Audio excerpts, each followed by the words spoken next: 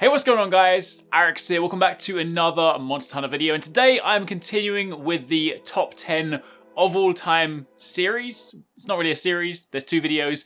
Either way, I'm continuing with it because today we're talking about my top 10 armor sets of all time across all Monster Hunter games that I've ever played. I kicked this off with the top 10 weapon video. In light of this year being Monster Hunter's 15th anniversary, it seems like a good time to look back at some of the awesome designs that we've had across all these different games, and also with Iceborne launching later on this year, hopefully, fingers crossed, we get some of that visual flair in the new rank, the G rank, and whatnot. But anyway, today we're talking about top 10 armor sets of all time. If you guys enjoy this, then a like would be super appreciated. Comment down below, let me know what your favorite armor sets are and why. And also, if you haven't entered our giveaway for a chance to win a Pokemon Let's Go Nintendo Switch, it is almost over, but there is still time to enter if you haven't done so already. Also, just super quickly, I want to give a massive shout out to MHVUZE as well, who has very kindly allowed me to use some of the footage from his video in this video. He's got a few videos on his channel where he shows all the armor sets in Monster Hunter Generations, admittedly on the 3DS, but regardless, has all the armor sets for both male and female. I'll link them down below, and I'll link his channel down below for those of you guys that want to check it out. But given that I'm talking about armor sets, we're going to be using a few of those clips in this video, so a massive shout out to him for that. Now, kicking things off, at number 1, we have the Akantor armor set. Now, yes, admittedly, in Monster Hunter, there are always different variations of these armor sets, but for me, Akantor is kind of one of those, like, one-size-fits-all. It doesn't really matter what version you use, what version you pick.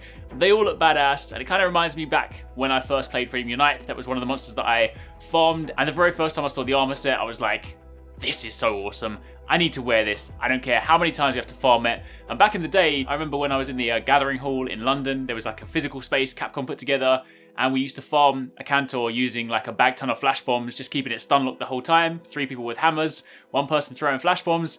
Yo, they were good times. So if you guys remember that tech, shout out down below. However, moving on from there to armor set number 9, we have the Zamtrios Z armor. Now, Zamtrios, if you guys have seen the top 5 monsters video that I did, then you'll know that Zamtrios is one of my favourite monsters.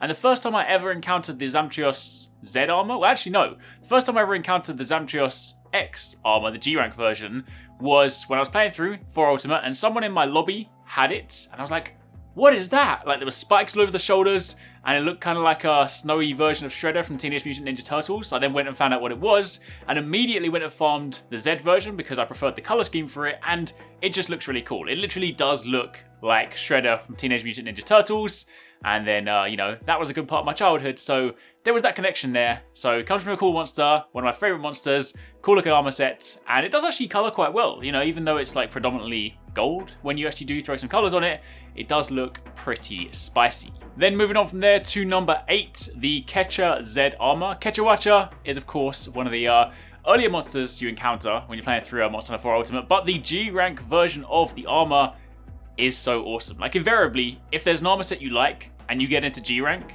it's invariably a lot cooler, and that's why I'm looking forward to Iceborne, because whatever their new rank is, I know they might not be calling it G rank, but we're going to assume it's essentially G rank, then if there are some armor sets you like in World, you can pretty much guarantee they're going to be a lot cooler in G rank. And Kechawacha is one of those armor sets. The subspecies version, Ash Kecha, was of course the one that the armor set came from. I love Sun Wukong, any of the kind of like Monkey King looking armor sets, anything where you can like look kind of like Sun Wukong. I think I've said this in other videos before, where like any game where you can play as Wukong, I'm there, and this was basically the closest thing I was going to get, or at least one of the things that's closest to that. We'll kind of touch on the other one very soon, kind of hint there. But yeah, really cool looking armor set, has that Sun Wukong vibe, got a really cool color scheme. I prefer this color scheme to the regular one, so that is why I chose that one. Then moving on from there to number 7, we have my favorite USJ armor set of all time. Now, USJ is, of course, Universal Studios Japan. There have been ongoing collaborations in Monster Hunter for quite some time. There's invariably quite often a USJ armor set you can farm, and some of them are really cool, some of them are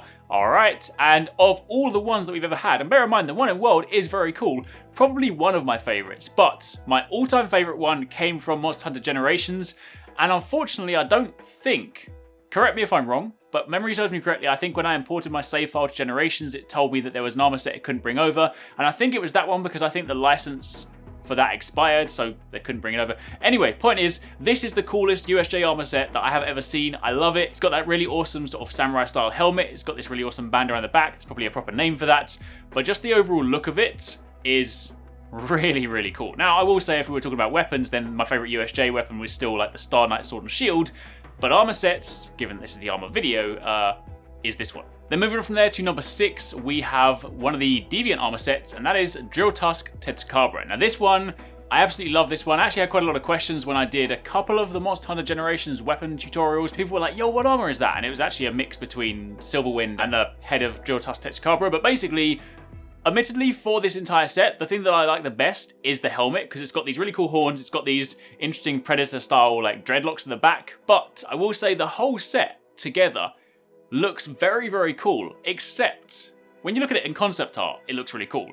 When you look at it in game, the only one weird thing is it basically looks like my guy has just skipped leg day at the gym all the time, because he's got these thin little chicken legs and he's got this massive bulky upper body. So proportion-wise, might not be the best thing, but design-wise, color scheme is on point, the detail is on point, and just the overall look, it looks really menacing. So yeah, this is probably one of my favorite Deviant sets. However, with that being said, moving over from there to number 5, the other Deviant set that's made its way into this video is Gold Thunders Ogre, and for a very similar reason to the Drill Tusk set, because of all the pieces, the helmet in this one is also incredibly cool. It's got that sort of Japanese Oni sort of demon mask thing. It's got this long hair, it's got these horns, these dark eyes, just looks really, really menacing. So it's kind of like a toss-up between the Drill Tusk face and the Gold Thunder head, but both of them are really cool. The rest of it is still nice. I mean, I've always liked Zinogre armor. The Zinogre aesthetic is just really cool. I really hope we get that in Iceborne, because Zinogre is a 10 out of 10 monster. But having said that, nothing, you know, for the rest of the armor set really stands out to me. It's basically just the helmet, maybe the upper body part. The rest of it's kind of like standard Zinogre pieces, or at least for the most part. Then moving on from there to number 4, we have the Goldbeard Cydaeus armor. Of course, I mentioned the weapons also made it in, the Goldbeard and the regular Cydaeus sword and shield. And same kind of principle applies here. Both the regular Cydaeus armor and the Goldbeard version looks really, really cool. The sort of regular version with the horns that go out sideways kind of has that more sort of Norse mythology vibe to it. Meanwhile, when you kind of start switching over to Goldbeard, we start getting towards the like more Egyptian pharaoh kind of theme with the Anubis kind of helmet. But either way, color scheme's on point. I actually really like sort of like the lower half of this armor set as well, because it's got the really cool like waist with the chain belt around it. And yeah, this is without question a very cool set. You were able to get some of these pieces in 4 Ultimate, even if the monster wasn't in there, because you could get it through the trader. So this is a very cool armor set for sure. However, if we move on from there to the top 3, these are the ones that, of course, a lot of you guys have been waiting for. So, in at number 3, we have the high rank version of the Ivory Lagiacrus armor. Now, Lagiacrus has various different forms of armor. You've got the base version, you've got the ivory version, you've got the abyssal version, which is really cool, by the way. But there's something about the high rank version that just looks really cool. I've always liked the kind of original Lagiacrus armor. It's got that sort of like mohawk spike thing on the helmet. It's got the longer coat to it. Meanwhile, when you switch over to G rank, the helmet is cool because it, you know, has the like the long spiny tail down the back, which is nice. But then the face mask part is open, so I feel like it doesn't look quite as cool. And then the actual body part of it, there's a bit more kind of going on the shoulders. There's a bit like, you know, the waist seems to kind of cut a little bit short. So I've never really liked the kind of higher tier version as much. And in terms of the color scheme, the ivory one just looks really cool. It's got that really sleek white look to it, and I remember when I was farming this back in 3 Ultimate, believe it or not, it's not even the rarest of items, but it took me 31 hunts to get the final plate that I needed to make this armor set. So I remember that distinctly. I think I did most of those hunts back to back because I was just so determined, but I finally got that armor set, and yeah, that one is definitely one of my favorites. And again, Lagiacrus is also one of my favourite monsters, so you can see a kind of a theme going on here. However, moving on from there to number 2, we have the Furious Rajang armor set. This, again, kind of falls in line with kind of what I said earlier, with that sort of Sun Wukong vibe. It's got that sort of Monkey King look to it, but the Furious Rajang set is, of course, the coolest looking one, and this took a long time to farm. I farmed this in Monster Hunter 4 Ultimate. If you guys have farmed this monster before, you will know why it takes a long time, because those flipping, I forgot the name, was it Gold Gora or something like that? The gold horn things. Breaking the horn on a Furious Rajang takes a long time. Breaking both horns takes even longer, and invariably, if you're not careful, you'll kill it before you break them. So, it takes a lot of effort, but when you finally get this armor set, you look so awesome.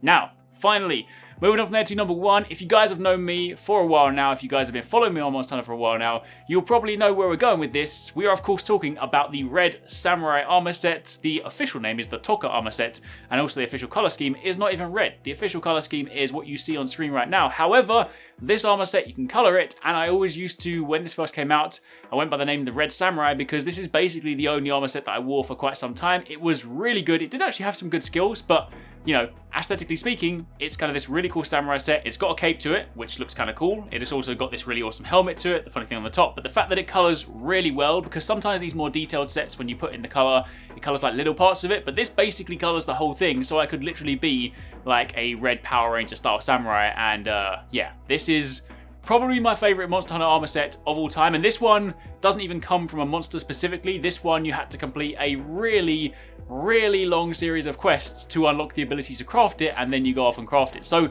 there was a lot involved in getting this, and yes, admittedly it doesn't come from a particular monster, but it is probably my all-time favorite set of armor. So there you have it. That's a rundown of my personal top 10 armor sets of all time across all Monster Hunters that I have played. Hopefully you guys enjoyed it. Remember to let me know in the comments down below which ones you like the best. And of course, keep it locked for plenty more Monster Hunter videos. Thanks very much for watching, guys. I hope you enjoyed the video. If you want to check out some more awesome stuff from us here at Arekkz Gaming, then you should definitely try to catch 269 and Paradise Central streaming 6 days a week. You can find a link to the multi-stream in the description box down below. They play a wide range of games, and what's more, we also have the end game store. By watching their streams, you earn currency, and you can redeem that currency on the endgame store for really cool prizes. Those can range from things like games, comics, and figures, all the way up to controllers, capture cards, and even consoles. So definitely drop by and become part of the community. Of course, if you enjoyed this video, then make sure you're subscribed and be sure to click on that little bell icon to turn on notifications so you don't miss our next upload. You can watch more videos by clicking on the options here, but once again, thanks very much for watching, take it easy, catch you next time, peace out.